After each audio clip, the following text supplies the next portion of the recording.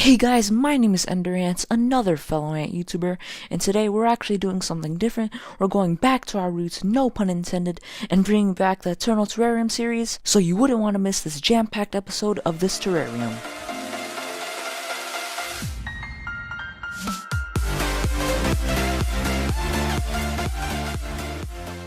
So I went to the park and got 2 full jars of dirt, and this meant that I had to go to a nearby tree, grab out my spoon, and start digging some soil and putting it into my jars, while a bunch of people passing by, wondering what I'm doing, probably thinking like, oh, I wonder what this young lad is doing. Oh, the glory of being young. Alright, I have no idea why I said that. That thing just popped up in my mind, and I just decided to put it out there, so just ignore that part, and yeah, let's continue. Once I finished collecting all of that dirt, I was ready to start my Eternal Terrarium. As you can see in this clip, I poured out all of the soil into my large jar.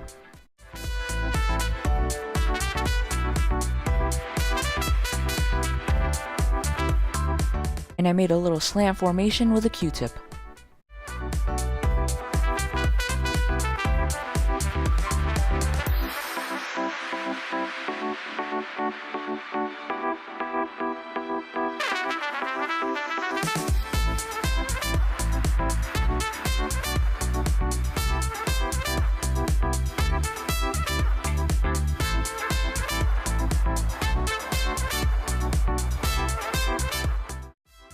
And no siree, that is not the only thing that I brought with me. As you can see, I also brought in some roly-polies.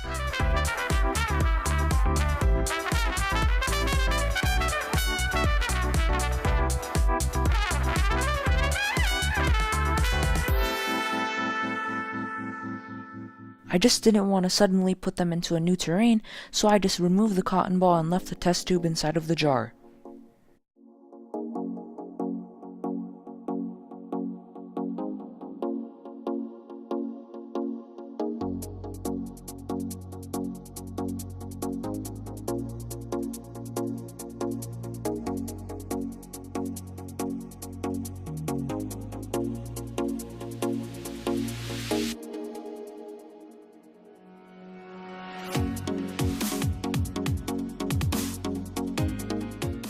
Two roly-polies were acting stubborn, so I tipped over the test tube so that they would fall in, and straight away they dug into the dirt.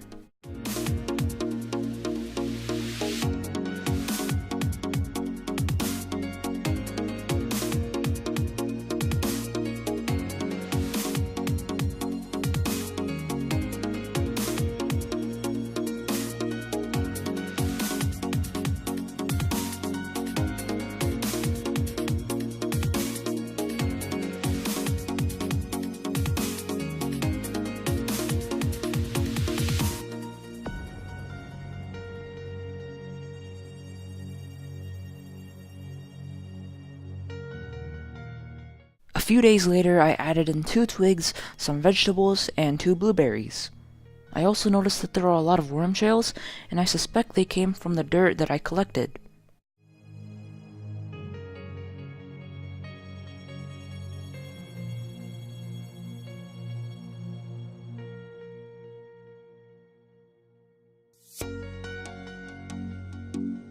And as I was filming, I actually saw some worms, and these are actually very transparent, which means that they're actually pretty young, and they will darken in color as they age.